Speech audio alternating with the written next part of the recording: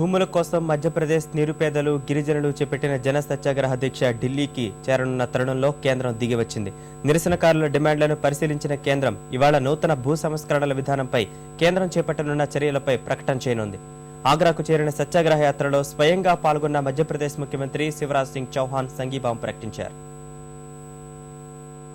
భూ సంస్కరణలు అమలు చేయాలని కోరుతూ మధ్యప్రదేశ్లోని భూమి లేని పేదలు చేపట్టిన సత్యాగ్రహ ర్యాలీ ఢిల్లీకి చేరనున్న తరుణంలో నూతన భూ సంస్కరణల విధానంపై కేంద్రం ఇవాళ ప్రకటన చేయనుంది. గాంధేయవాది పివి రాజగోపాల్ నేతృత్వంలో సాగుతున్న ఈ యాత్రపై దృష్టి సారించాల్సిందిగా ప్రధాని మన్మోహన్ సింగ్ ఇచ్చిన ఆదేశాల మేరకు కేంద్ర గ్రామీణాభివృద్ధి శాఖ మంత్రి జైరాం రమేష్ వారిని ఆగ్రాలో కలవనున్నారు. అక్కడే భూ సంస్కరణల కోసం కేంద్రం చేపట్టే చర్యల్ని ప్రకటిస్తారని తెలుస్తోంది. ఆశ్రయ హక్కు, భూమి కేసుల సత్వర పరిష్కారానికి ట్రైబ్యునళ్ల ఏర్పాటు, పేదలకు భూముల కేటాయింపులు లాంటి డిమాండ్లను యాత్రకు నేతృత్వం వహిస్తున్న ఏక్తా పరిషత్ కేంద్రం ముందుంచింది. రోజుల పాటు సాగిన సంప్రదింపుల అనంతరం కేంద్రం వీటిలో అధిక భాగం అంగీకరించినట్టు తెలుస్తోంది. భూ సంస్కరణల అమలు కోరుతూ మధ్యప్రదేశ్ గిరిజనులు, నిరుపేదలు చేపట్టిన జన సత్యాగ్రహ యాత్ర ఢిల్లీని సమీపిస్తోంది. అక్టోబర్ 2న గ్వాలియర్ నుంచి దేశ రాజధానికి 50,000 మందితో 50 బృందాలుగా ప్రారంభమైన ఈ యాత్ర ఆగ్రా చేరింది. యాత్రకు సంఘీభావం తెలుపుతూ మధ్యప్రదేశ్ ముఖ్యమంత్రి శివరాజ్ సింగ్ చౌహాన్ ఆగ్రా సమీపంలోని రోహతా గ్రామం వద్ద సత్యాగ్రహ యాత్రలో పాల్గొన్నారు. గిరిజనులతో కలిసి 5 కిలోమీటర్ల పాదయాత్ర చేశారు.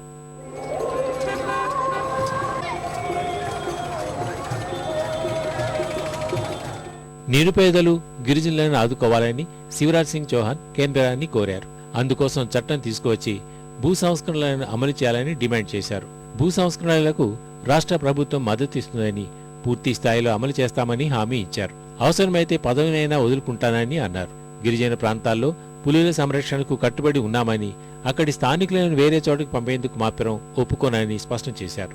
176,000 మంది గిరిపుత్రులకు ప్రభుత్వం భూములు కౌలుకి ఇచ్చిందని, దీన్ని కొనసాగిస్తామని చెప్పారు.